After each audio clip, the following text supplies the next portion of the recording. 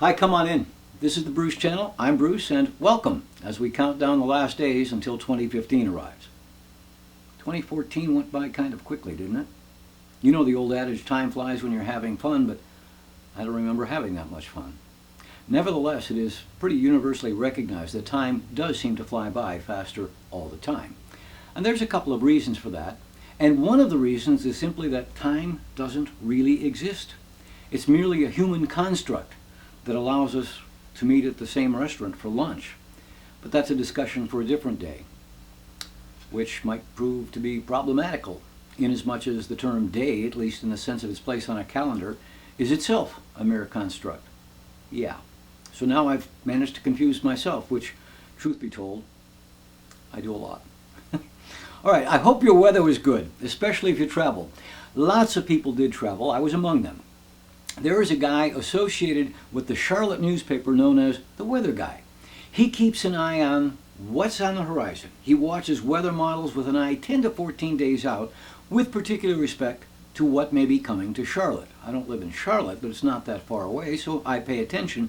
And roughly 2 weeks ago, he cautioned that there might be a model brewing that might have winter storm implications for the weather, both a few days in front of and a few days after Christmas, which might have caused me problems. It didn't develop that way along my journeys, and I'm very glad. You know, isn't it almost an annual event that a storm, a big storm, hits somewhere this time of year? And then we see the same reports on TV, flights canceled, people sleeping in airports for days. Which airport changes, but the basic story usually doesn't. I know there were some delays, but not the big epic stuff, not the days shut down. All right, one good thing about this week, we can finally get down to business. I mean, the real bowl games can begin.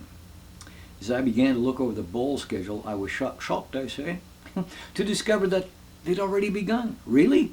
I didn't even think to look last week. Not all the games are huge, but I think my favorite name was the famous Idaho Potato Bowl. No kidding. That was from last week, before I even knew they were being played. Air Force popped Western Michigan, 38-24. Really, you can't make this stuff up. The famous Idaho Potato Bowl. I like to say it. All right, speaking of football, yeah, the Browns and the Panthers did mix it up last week. Sort of. I mean, they did meet at midfield. There was a coin toss, and then they kicked the thing and threw the thing, but even though the score looked somewhat close, the game was not. Now, later today, my Browns play the old Browns, aka the Baltimore Ravens. I don't think anyone thinks the new Browns have a chance, but you know, this season, that's when they've done their best. And Carolina, with a losing record, they can win the NFC South if they beat Atlanta today. Speaking of Cleveland, I'm sure you've all seen the movie. It's shown many times this time of year, A Christmas Story, the one where Ralphie wants a Red Ryder BB gun. You'll shoot your eyes out, kid. Now, the story takes place in Indiana, but much of it was shot in Cleveland. The opening scene of the Christmas parade was shot on Public Square downtown. Higbee's was for decades a real department store, a high-end one, in the Terminal Tower, which for many years was Cleveland's only skyscraper. Well, in Cleveland, where so much of the footage was shot, a regular cottage industry now thrives. Ralphie's house was a real house. It's there on a real street, and now they have tours 7 days a week. They have a souvenir shop. Of course, if you do know the story, you'll remember the lamp was a big deal. Well, last year, which marked 30 years since the film's release, they illuminated the Terminal Tower in a very special way. Yep, the big lamp. Gotta love it. All right, it's still the holidays, so we're not going heavy into the political arena. But I read a quote about socialism attributed to Winston Churchill, the gist of which was socialism is all bad. Now, certainly in this country, the word itself is loaded and has been used as an inflammable liquid. It unleashes immediate emotion, that is, it's devolved from a topic that could be considered or discussed into something that is simply akin to waving the proverbial red cape in front of a bull. But I read an interesting opinion the other day, one that made me think, and I'd like to share it with you. It's by Lawrence O'Donnell of MSNBC. He calls himself a socialist, and in what I read, he explains why. Not that we choose the socialist option every time, but we do consider socialism a reasonable option under certain circumstances. In fact, under many circumstances. As any introductory economics course can tell you, there is no capitalist economy anywhere in the world, and there is no socialist economy anywhere in the world, not even Cuba. We are all mixed economies. That is, mixes of capitalism and socialism, and we all vary that mix in different ways. China has more capitalism, and a lot more capitalism, than has Cuba, but it also has a lot more socialism than we, the United States, do. Our socialist programs include the biggest government spending programs, Social Security, Medicare, Medicaid, as well as welfare, and the socialist program I hate the most, agriculture subsidies. Yes, I'm a socialist, but I hate bad socialism, and there is plenty of bad socialism out there, just as there is plenty of bad capitalism out there, like the capitalism that pollutes our rivers or makes healthcare too expensive for so many people.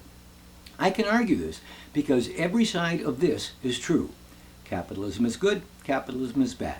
Socialism is good, socialism is bad. All of those things are true at the same time. That's why we have a mixed economy, an economy in which we are trying to use the best, most efficient forms of capitalism and the best, most efficient forms of socialism where necessary. So my full truth is, I am as much a capitalist as I am a socialist.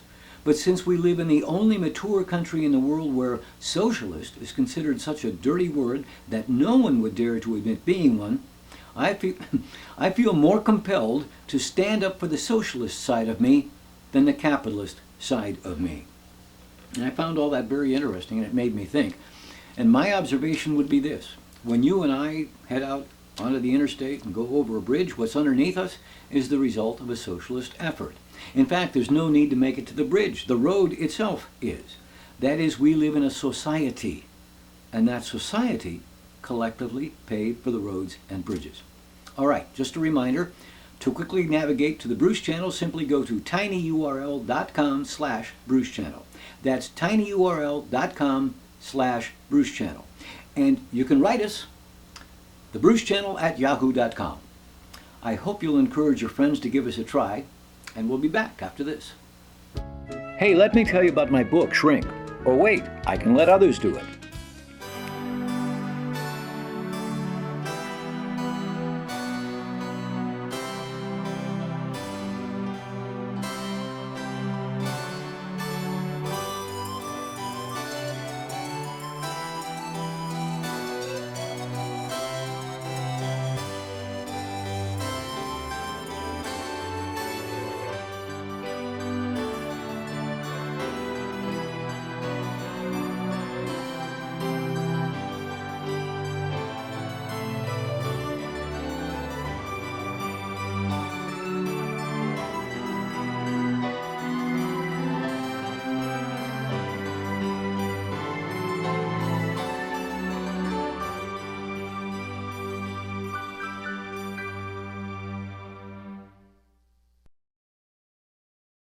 I saw a pharmaceutical ad the other day for what I believe is a new drug called Xeljanz. It's for rheumatoid arthritis, and it showed a dad now having the ability to assemble a dollhouse for his daughter. He opened boxes, he handled little parts, he turned a screwdriver. Now, we've all heard drug ads make disclaimers and have thus become perhaps inured to them. But this one caught my attention for a different reason. Now, here's a partial list of the dangers. Xeljanz can lower the ability of your immune system to fight infections, including tuberculosis. It may increase your risk of certain cancers. Lymphoma and other cancers, including skin cancers, have happened in patients taking Xeljanz.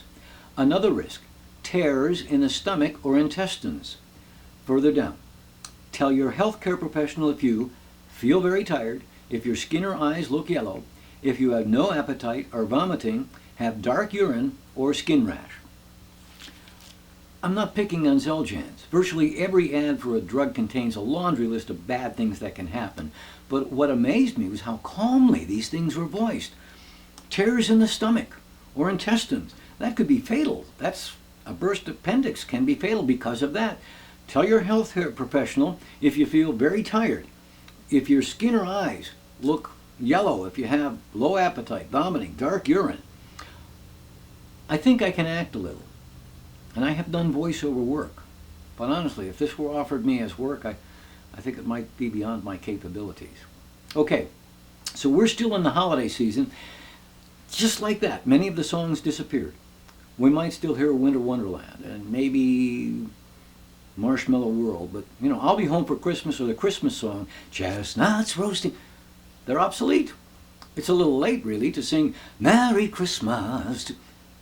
But there's a holiday song that often gets short shrift. It doesn't get overlooked entirely, but it's not on the A-list in the weeks before Christmas. And then, when it gets its big chance, its shelf life is exactly 1 week. From that you may have guessed I'm talking about a song the great Frank Lesser wrote. Even if you didn't know, he wrote it. And I say great because he also wrote Baby, It's Cold Outside, and the musical Guys and Dolls. All of that was his music. And so is this one of which I speak. So come on, we're going to take a field trip to a smoky nightclub I know. We'll see some friends of mine there.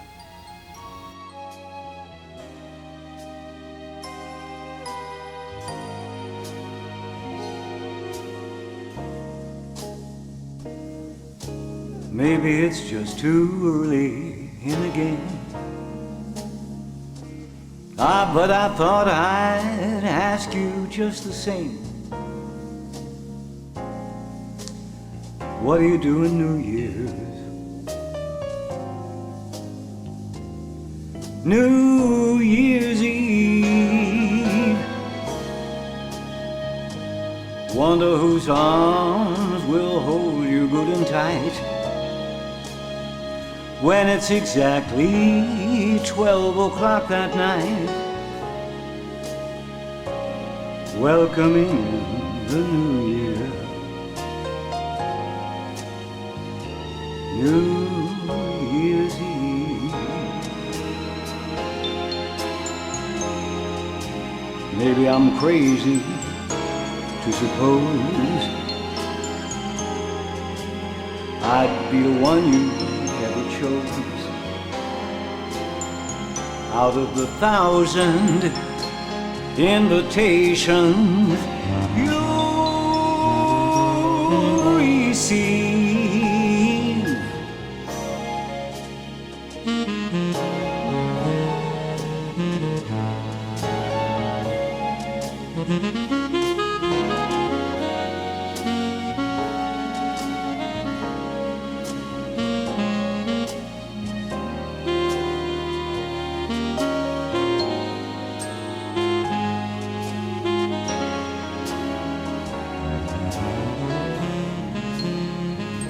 But in case I stand a little chance, here comes the jackpot question in advance. What are you doing New Year's Eve?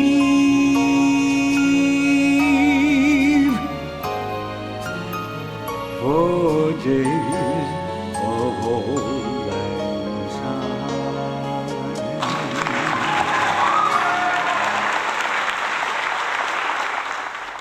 I love the hat. Just love the hat. Like the Muppet sax player. Zoot. Love the song too. Always have. I want to tell you this. I mentioned the movie Samka. A couple of weeks ago we showed the trailer. If you go to the producer's Facebook page, that is 4 Leagues Media, they're having a contest. I'm ineligible. But you only have to answer a question. Details are on their Facebook page, 4 Leagues Media, and you could win a Samka t-shirt. And just like that, we're done. I hope you liked our work, and again I invite you to write us and also to like and share. Be safe on Wednesday, and may your upcoming week, as well as, and I can only say this once a year, may your upcoming year be the best ones you've ever had.